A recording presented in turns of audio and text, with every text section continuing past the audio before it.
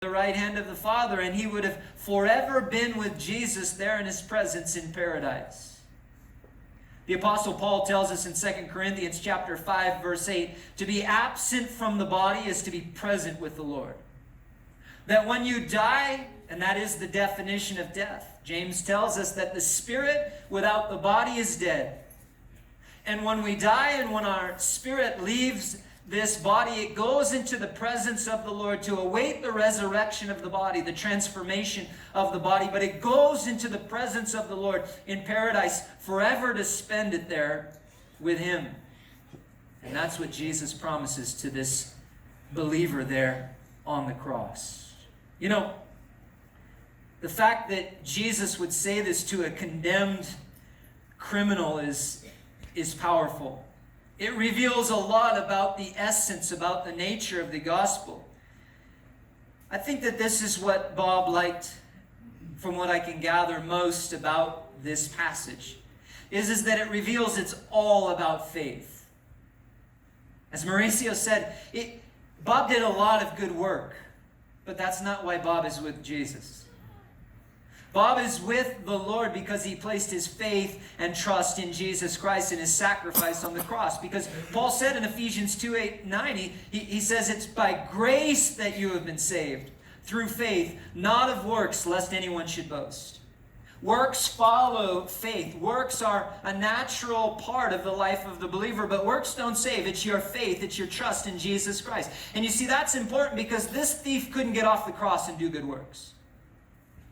He couldn't get off the cross and do religious things. He couldn't be baptized. He couldn't get off the cross and do missions work. For all we know in his life, he never did a good work for the Lord. He never had the opportunity. He placed his faith in Jesus Christ, and then he died there with Jesus next to him on a cross. And yet Jesus told him, today you will be with me in paradise. It shows that he can save anyone. He can save good men, if there is such a thing. He can save criminals. He can save those with a lot to show for what they did for him, and those who have absolutely nothing to show except that they place their faith and trust in Jesus Christ. And so, Jesus can save someone, even someone who previously rejected him, like this thief did. You know, the last and most important thing that this reveals is that it shows all you have to do is ask. That Jesus responds when you ask. When you place your faith and when you place your trust in him, Jesus immediately responds to that request.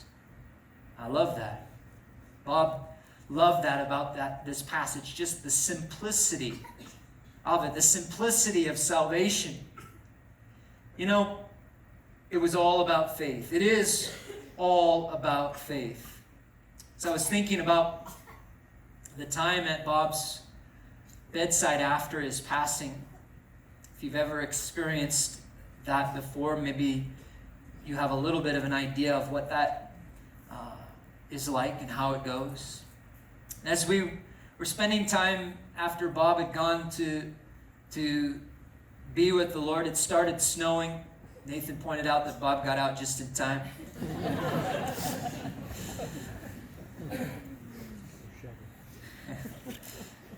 But you know, I was thinking about that, and I was thinking, right now is the best time in Bob's life.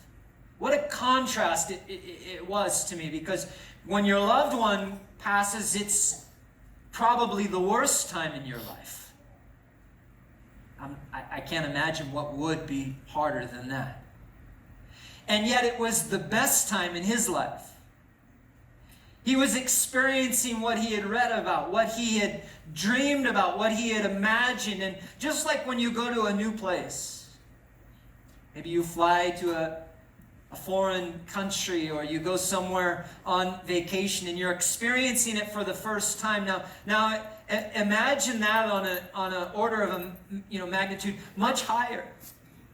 Eternal, heaven, the Lord, and he's experiencing all of that for the first time. And I just imagine, Bob, how overwhelmed his senses must have been as he's experiencing that, and yet the contrast of those who miss him already tremendously. Missing him. And I came to the conclusion it's good for Bob. There's no problems for Bob right now. We don't have to wonder where is Bob now. We know that it's good. The problem is in this room. It's for us, right? The problem is in our hearts, the pain and just allowing the Lord to come and to take us forward and to heal us in this loss. But it's good for Bob. It's as good as it possibly can be for him. And so the issue is not where is Bob. We know where he is. We know we'll see the Lord. We know we'll see Bob again, as Mauricio said, because we believe what Bob believed. We believe what the thief believed. We believe, most importantly, what God has told us is the basis for our salvation and the forgiveness of sins.